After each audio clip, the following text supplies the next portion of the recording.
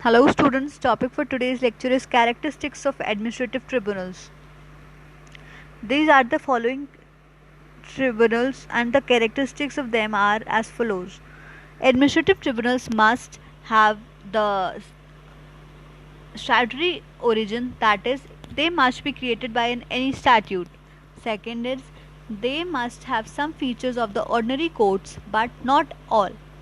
Then, third point would be an administrative tribunal performs the quasi-judicial and quasi-judicial and quasi-judicial functions and is bound to act judicially in every circumstance.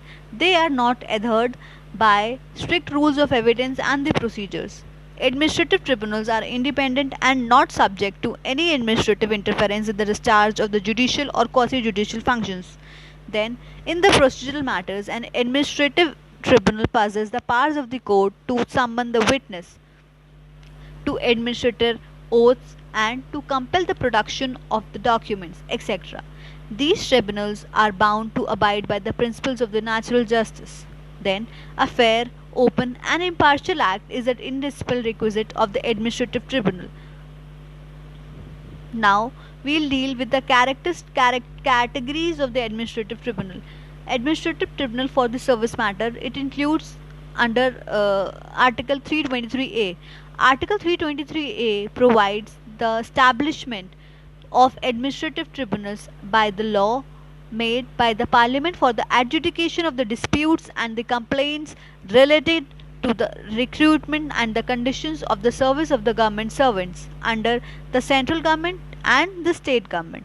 It includes the employees of any local or other authority within the territory of India or under the control of the government of India or of a corporation owned or controlled by the government. Then, the establishment of such tribunal must be at the center and the state level, separately for each state for two or more states. The law must incorporate the provisions for the jurisdiction, powers, and the authority to be exercised by the tribunals, the procedure to be followed by the tribunals, the exclusion of the jurisdiction of all other courts except the Supreme Court of India. Then, tribunal for other matters come under Article 323B.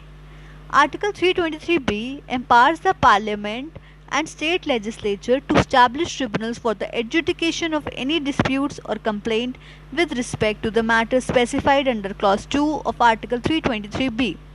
Then, some of the matters given under Clause 2 are a levy, assessment, collection, and enforcement of any tax, foreign exchange and export, industrial and labor disputes, production, supply and distribution of foodstuffs, and many more. I think the topic must be clear to you. Thank you.